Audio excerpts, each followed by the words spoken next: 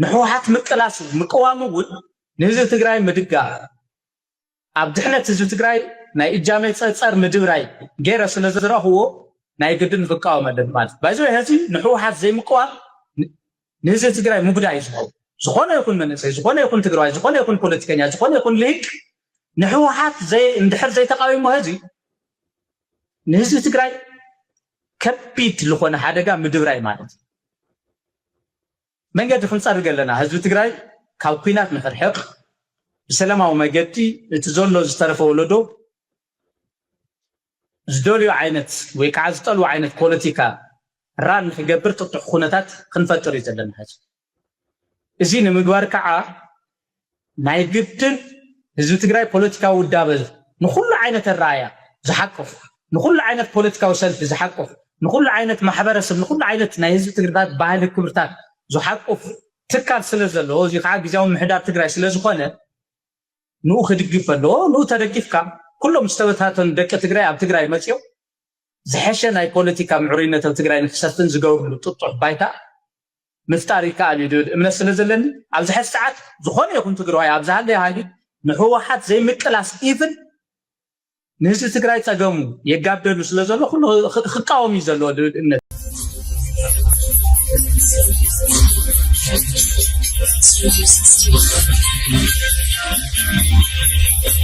أرسط زينم نحوحات زي مقوام نهزب تግራይ مقدأيو كبل اكتيفيست برهانة قبر جيورجيس سبسانة سبقاليسم نسرعات بلسقنا تግራይ نمورار يوفر له كبل 4 بوليتكا ودوات قاليسن انستغرام اب تيك توك قالو بوتيك بزبنا صوعشم غنينو زركب تግራዋይ تيكتوكر علم لخاوي صاوعيت اقريب لهم اب سعود عرب زركبو لعلي كلتم تغارو ناي موت فردي تفريدوم اكتيفيست آلولا سولومون اب ناي تيوري دمصاوي تيدو افرو سرحتي طبن ፖለቲካዊ መርገጽታትን ዘተኮረ ብርቱዕ ነቀፌታ አቅሪቡም ሚስጥራዊ ኦፕሬሽን አብ ከተማ መቀለ ተፈጽሙ ተባሂለሎም ዝርዝሩ ክንነግረኩም ኢና ፕሬዝዳንት አሜሪካ ዶናልድ ትራምፕ ንጉስ ቻርልስን ንግስቲ ካሚላን ዝመጽሶምን ዝገብርዎ ወግዓዊ ሃገር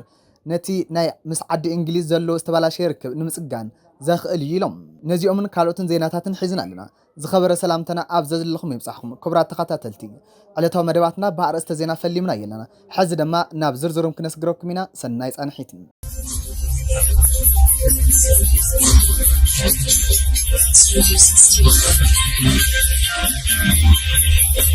نحوحات زي مقوام نهزب تግራይ مقدأيو كبل اكتيفيست برهانة جيورجيس سبسانة سب قليصم ودب كم ودب منبر كم منجستي كوسنا يخلن كبلون قوسيخو حابير اللهم ابك اربا كبيت معاصر تستفتح سبسانة سب زول زفلت نطف محبرة ميديا برهانة جيورجيس ودب كم ودب منبر كم منجستي كوسنا يخلن كبل رئيتو اكافيلهم نسو اب اوانا مجلسي بريزيدنت جزاو محر تግራይ عملكيتو رئيتو ذهابن تخون اب تግራይ ሓደ መንግስት ጥራሕ ምህላው ከም ዝኣምን ብምጥቃስ ንሱ ድማ እቲ ውጽኢት ፕሪቶሪያ ዝኾነ ጊዜያዊ ምምሕዳር ከም ዝኾነ ኣረጋጊጹም መንግስቲ ካብ ላዕሊ ናብ ታሕቲ ዘሎ መሓወራቱ ኣዋፊሩ መንግስታዊ ስርሑ ክሰርሕን ነዚ ከይኸውን ኣብ ልዕሊ ዝዕንቅፉ ኣካላት ኣድላይ ስጉምቲ ክወስድን ምዃኑ ፕሬዝደንት ጊዜያዊ ምምሕዳር ትግራይ ሌተናል ጀነራል ታደሰ ወረደ ኣብ ዝሃወ መግለጺ ብትሪ ከም ዘጠንቅቐውን ኣዘኻኺሩም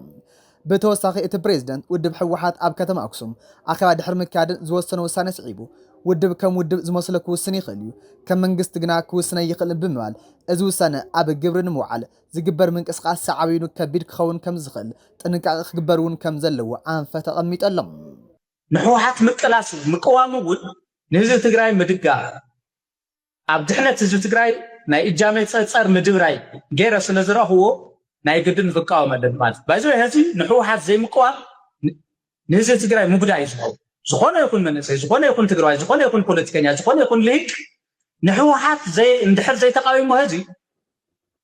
ንህዝቢ ትግራይ ከቢድ ዝኾነ ሓደጋ ምድብራይ ማለት ስርዓት ብልጽግና ንትግራይ ዳግም ንምውራር ሰራዊት የወፍረለ ክብላ ተሪር መግለጺ 4 ፖለቲካዊ ውድባት ኣውጽየን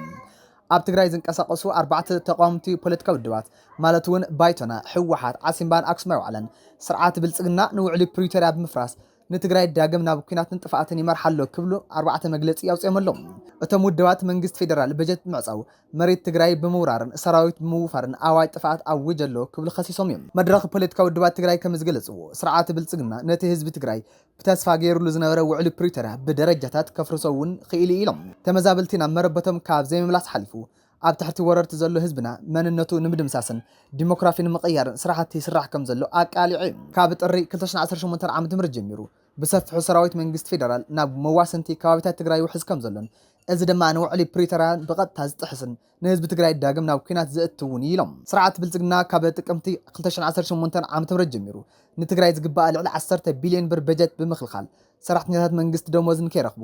ኣገልግሎት ጥዕና ድማ ከይቋረጹ ገይሩ ኢሎም እቶም ውድባት ከም ዝሓበርዎ ስርዓት ብልጽግና ንውዕሊ ፕሪቶሪያ ጥራሕ ዘይኾነስ ነቲ ንዕኡ መሰረት ገይሩ ዝቆመ ጊዜያዊ መንግስቲ እውን ኣፍሪስዎ እዩ ክብሉ ብትሪ ተቃዊሞም ኣሎም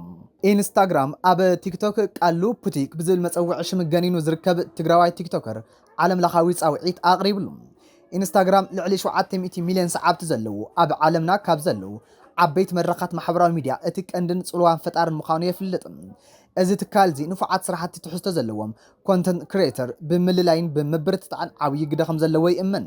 ኣብዚ እዋን እዚ ብፍሉይ ተውቡእን ትሕዝቶን ልቢ ሚልዮናት እናስሓበ ዝርከብ ቲክቶከር ቃሉ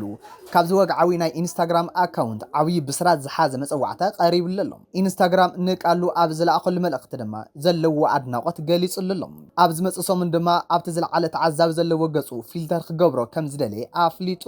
ቃሉ ካብቶም ብፃዕሮምን ብዘይ ስልኪ ተባልሓናይቶምን ንዓለም ዘደንቁ ዘለው መናእሰይ ሓደ እዩ እዚ ካብ ኢንስታግራም ዝቀርበሉ ጻውዒት ናይ ቃሉ ውልቃዊ ዓወት ጥራሕ ዘይኾነስ ንኩሎም ሰብ ተስፋ ዘለዎ መናእሰይ ሞራልን ኣብነትን እዩ እናተባሃለ ይርከብ ኣብ ስዑድ ዓረብ ዝርከቡ 200 ተጋሩ ናይ ሞት ፍርዲ ተፈሪድዎም ኣብቲ ሃገር ኣብ ዝርከብ መንጠጋ ዓስሪ ከሚስ ምሽት ዝበሃል ቤት ማእሰርቲ ብዝተፈላለየ ገበን ተጠርጢሮም ዝተኣሰሩ ልዕሊ 200 ተጋሩ ናይ ሞት ፍርዲ ተፈሪድዎም ኣብ ቀይዲ ይርከቡ እቲ ዝገደደ ድማ ድሮ 3 ወገናት ህይወቶም ከም ዝሓለፈ ተፈሊጦሎም ኣብ ስዑድ ዓረብ ዞባ ዓሲር ኣብ ዝርከብ ቤት ማእሰርቲ ብዙሓት ኢትዮጵያውያን ተኣሲሮም ይርከቡ ካብዚኣቶም እቲ ዝበዝሐ ቁጥር ዘለዎም ተጋሩ ኮይኖም ልዕሊ 200 ዝኾኑ ወገናት ናይ ሞት ፍርዲ ተፈሪድዎም ኣብ ሕሱም ስጋኣት ይርከቡ ተባሂሎም ክሳብ ሕዚ እቲ ዓዲ ምሕረት ክገብር እዩ ብዝብል ተስፋ እኳ እንተነበረ ኣብዚ ሰሙን ግና 3 ኢትዮጵያውያን ህይወቶም ክሓልፍ ተገይረሎም እዚ ትጉምቲ እዚ ነቶም ዝተረፉ ዕሸላት ተጋሩ ተመሳሳሊ ዕድል የንጻለልዎም ስለዘሎ ኩነታቱ ኣዝዩ ህጹጽን ዘሳቀቅን ኮይኑ ይርከብ እዞም ዕሸላት ወገናት ህይወቶም ክተርፍ እንተኮይኑ ኣብ ሙሉእ ዓለም ዘሎ ትግራዋይን ደላይ ፍትሕን ብዝተፈላለየ ኣገባብ ድምፂ ከስምዕ ጻውዒት ቀሪበሎም ማሕበረሰብ ዓለምን ትካላት ሰብኣ መሰላትን ኣብዚ ጉዳይ እዚ ኢዶም ንክእትው ድማ ጻውዒት እናቀረበ ኣብ መንግስቲ ፌደራል ዘለኹም ሚኒስተራት ተጋሩ ኣይተ ጌታቸው ረዳ ዶክተር አብርሃም በላይን ፕሮፌሰር ክንደያ ገብረ ህይወት ነዚ ጉዳይ እዚ ፍሉይ ትኩረት ብምሃብ ምስ ሚኒስተር ጉዳያት ወጻኢ ምስ መንግስቲ ስዑድ ዓረብ ብምዝራብ ህይወት እዞም ኣማይት ወገናትኩም ካብ ሞት ንክትሕልው ጻውዒት እናቀረበልኩም ይርከብ ኣክቲቪስት ኣሉላ ሰሎሞን ንድምፃዊ ቴዲ ኣፍሮ ኣብ ስራሕቲ ጥበብን ፖለቲካዊ መርገጽታቱን ዘተኮረ ብርቱዕ ነቐፌታ ኣቕሪቡ ኣሉላ ሰሎሞን ከም ዝገለጾ ቴዲ ኣፍሮ ብተግባር ዝኣረጉን ዝመገሉን ታሪኻዊ ቁስልታት ዘላዓሉ ምልክታት ስራሕትን ናብ ኣደባባይ የውፅእ ለይሉ ብፍላይ ታሪኻዊት ቤተክርስትያንን መንግስትን ሓደ ኣብ ዝነበሩሉ ዘመን ዝነበሩ ምልክታት ከምቲ መስቀል ዘለዎ ናይ ሞኣንበሳ ባንዴራ ናብ መድረኽ ሒዝ ከምምጻእ ንህዝቢ ሓደ ከም ምግባር ንላዕሊ ምክፍፋል ዓቕሙ ከም ዘተኩር ተኻቲዑ ሓደ ግዜ ታሪክ ተኸዲኑ ይብሰል ዝበሃለሉ ኩነታት ኣሎ ዝብል ኣሉላ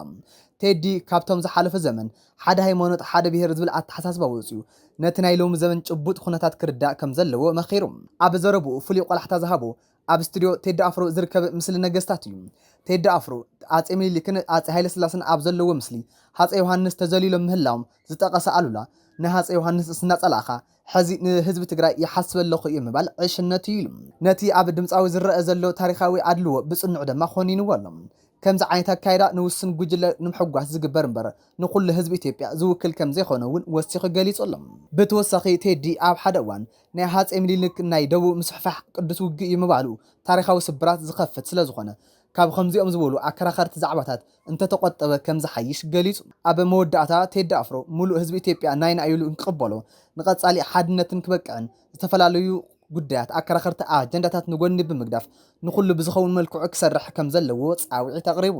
ሚስጥራዊ ኦፕሬሽን ኣብ ከተማ መቐለ ተፈጺሙ ፖሊስ ኣምሓራ ነቲ ተሓቢኡ ዝነበረ ተጠርጣሪ ሚያዝያ ወርሒ ኣብ ትሕቲ ቁጥጥር ኣውዒልዎ ኣሎ ኣብ ከተማ ባህር ዳር ኣብ ልዕሊ ሓንቲ መንእሰይ ኣሰቃቂ ናይ ዓመፅን ቅትለትን ገበን ፈጺሙ ክድለት ጸንሐ ተጠርጣሪ ብርቱዕ ምክትታል ፖሊስ ተገይሩሉ ኣብ ትሕቲ ቁጥጥር ውዒሉ ኣሎ እቲ ተጠርጣሪ ገበን ድሕርን ፍጻሙ ናብ ክልል ትግራይ ሃዲሙ ኣብ መቐለ ተሓቢኡ ከም ዝነበረ ተፈሊጡ ያምራር አለበል አለሙ ዝተባሃለ ተጠርጣሪ ኣብ ባህር ዳር ሓያል ገበን ፈጺሙ ናብ ክልል ትግራይ በመህዳም ኣብ ከተማ መቐለ ተሓቢኡ ጸኒሑ ይኹን እምበር በፖሊስ ክልል ኣምሓራ ብዝተጣየሸ ፍሉይ ጋንታ ክትትል ኦፕሬሽን ሚያዝያ 14 2018 ኣብ ከተማ መቐለ ኣብ ቁጽር ውዒሉ እቲ ተጠርጣሪ ሎም መዓልቲ ገበን ኣብ ዝፈጸመላ ባህር ዳር ከተማ ንኽመጽእ ተገይሩ እዩ ንመምርሒ ፖሊስ እታ ከተማ እውን ተረኪበሎም ምክትል አዛዚ መምርሒ ገበን እታ ከተማ ባህር ዳር ኮማንደር ሞካነንት መለስ ከም ዝገለጹ ዋላ እኳ እቲ ዝተፈጸመ ገበን ንፖሊስ ዘይውክልን ንህዝቢ ዝሕዘነን እንተኾነ ሕዚ ግና እቲ ተጠርጣሪ ኣብ ትሕቲ ቁጽጥር ውዒሉ ናይ ቅድመ ምርመራ ስራሕቲ ይሳለጠሎ ኢሉ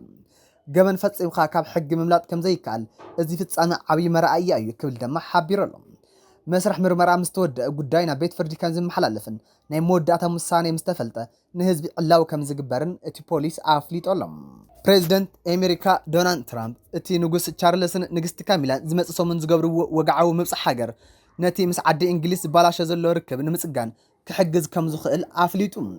ትራምፕ ምስ ቢቢሲ ብቴሌፎን ኣብ ዝገበሮ ቃለ ምሕተት እቲ ምብጻሕ ነቲ ርክብ ንምጽጋን ክሕግዝ ይኽእል ድዩ ተባሂሉ ምስ ተሓተተ ብርግጽ ንሱ ንጉስ ድንቂ እዩ ድንቂ ሰብ እዩ ብርግጽ መልሰይ እውን እወ ኢሉ ተዛሪቡ ብጽቡቕ እየ ዝፈልጦ ንዓመታት እዩ ዝፈልጦ ዝበለት ትራምፕ ተባዕ ሰብ እዩ ዓብይ ሰብ እውን እዩ ንሳቶም ንጉስን ንግስትን ብርግጽ ኣወንታዊ ተራ ክህልዎም ይክብል ወሲኽ ገሊጹ